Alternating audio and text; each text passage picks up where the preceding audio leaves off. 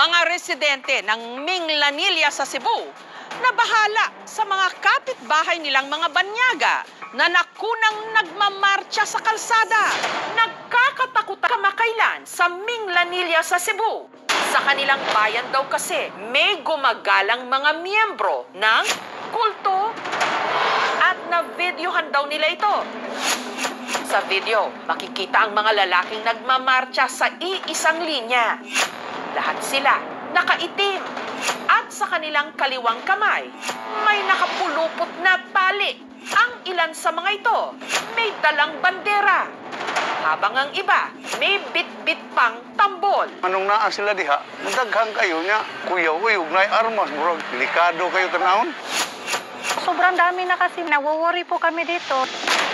At ang ipinagtataka raw ng mga residente, ang mga nagmamarcha, parang mga banyaga. Naay nakaingon nga mga kulto daw sa lain country nga niari sila diri para ma-disturbo. May naka-square na tao sa gitna, parang nag-ritual sila para silang kulto. Kulto nga ba ang kinatatakutan nila sa Minglanilla? Takot na takot. Hindi na normal yung buhay. Gusto namin, paalisin na sila dito.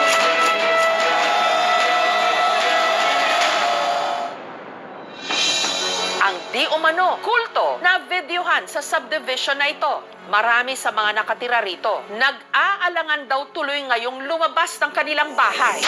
Ang nakarecord sa pinaniniwalaan nilang kulto, itago natin sa pangalang Connie. Nagkabit na raw si Connie ng CCTV camera sa kanilang bahay. Para makita namin kung anong galawan dito sa area. Napapansin ko na rin sarili ko, parang paranoid talaga. Lagi na rin daw siyang naglalak ng mga bintana.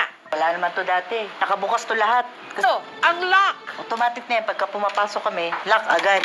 Habang ang mister ni Connie na binito tunay na pangalan, pang self-defense, nagtabi na ng palakol. Parang nakakatakot po talaga. Yun daw ang unang beses na nakita niya ang mga itong nagmarcha. Pero nitong nakaraang taon pa sa subdivision. Ang drone footage, kuha ni Jake na nakatira. Ilang metro lang ang layo mula sa subdivision. Mga around 6 a.m. may bigla kaming narinig na parang may nagsisisigaw-sigaw. Parang may drum na pinapatugtog sila. Na curious kami. Yun nga nakita namin. Maliit na bundok sa taas ng subdivision. May naka-square na tao. Tapos sa gitna, parang ginagawa nila ng flag. Parang nag-ritual sila. Unang pumasok sa isip ko, para silang kulto. Para malaman ang pagkakakilanlan ng grupo na naunang nagpakilala bilang Abayo Name. Nag-research online sina Connie at sina Derek.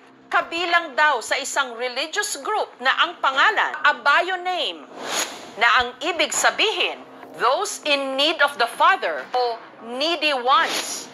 Galing daw sila sa Ebionites, isang early Jewish Christian sect mula sa Palestine. Ang kanilang mga miyembro mula raw sa iba't ibang mga bansa katulad ng Amerika, United Kingdom, the Netherlands, at New Zealand. In the early stages of Christianity po, may bundok is doon po sa subdivision kasi may gagawin silang ritual sa may bundok. Naniniwala pa rin sila sa mga tradisyon ng mga Hebreo. Ang pag-aalay gamit ang apoy or mga burnt offering. Yung burnt offering, gumagamit po sila ng lamb or tupa, or kung walang tupa, pwede pong gumamit ng kalapati or turtle doves. Ang simbolismo po nito is parang humihingi ka ng kapatawaran sa iyong mga kasalanan sa pamamagitan ng pag-aalay po. Kung pinapatay nila yung ibon or tinatorture nila, merong paglabag sa batas dyan. RA 8485, yung Animal Welfare Act na nagbibigay ng proteksyon sa mga hayop. O pwede Sinubukang makipag-ugnayan ang aming programa sa Abayo Name,